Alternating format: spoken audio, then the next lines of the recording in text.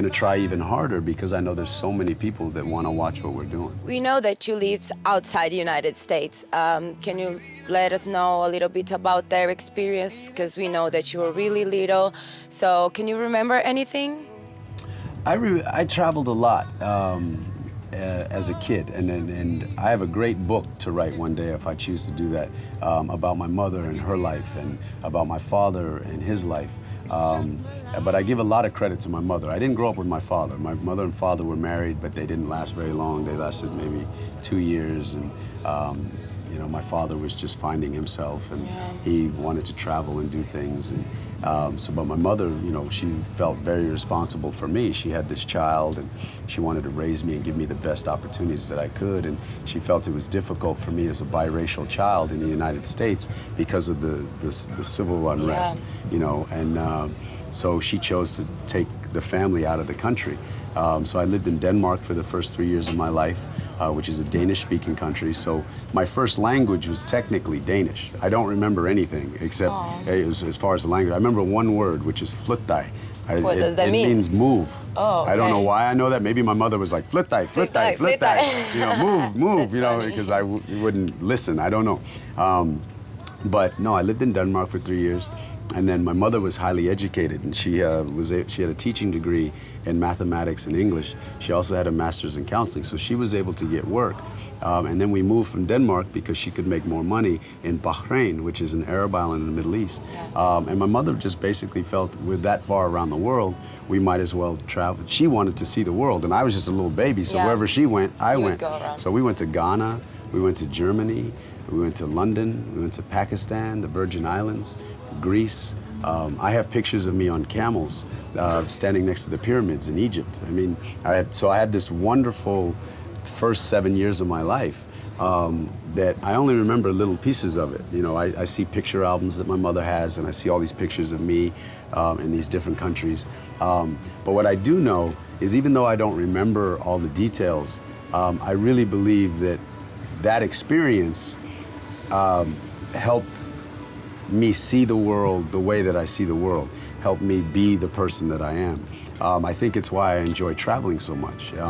I'm my happiest when I get to go to other countries and other cultures. I like going to places that I know nothing about and trying to blend in, eat the food, and understand the language and the culture and the way people think and the way, you know, and sometimes I like it more than others. Sometimes I don't care for it much, but it's still a good education.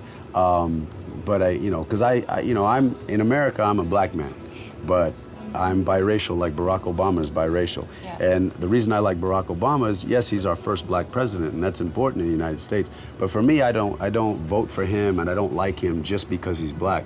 I like him because I think for America, it's so important that we're finally, through Barack and people like him, we're starting to see past color. So it's not about black or white or something else. It's just about people and their spirit and their beliefs and their character.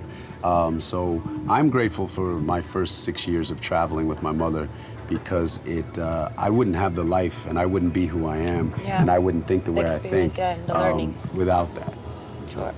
Is there any other country, is there any other city that you would like to visit in Africa? I just want to go to Africa. I've never been, except for Ghana when I was a child. I'd love to go back to Ghana because that was a part of my life when I was young. I remember a funny story about Ghana. I was 4 years old, and they bring this goat in, and you know, to honor my mother and I, and they cut the head off the goat, and I was like, what's going on? I'm 4 years old, so you know, I barely know what's going on. And my mother said that we were there for 4 months, and all I cared about was what happened to the goat, what happened to the animal. And anytime, every meal after that, I'm talking days, weeks, whatever, they would bring meat in, and I wouldn't eat any meat because I thought it was the goat. And I felt so bad for the goat that all I ate for 4 months was porridge, like oatmeal.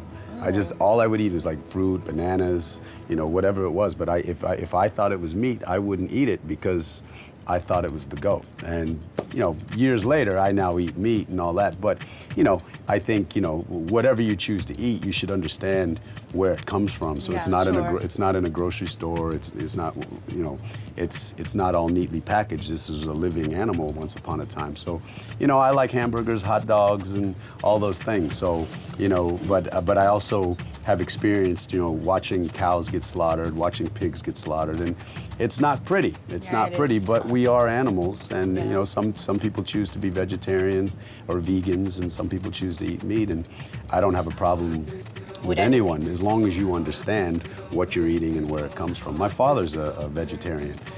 He wasn't growing up, but later on in life he chose to be a vegetarian.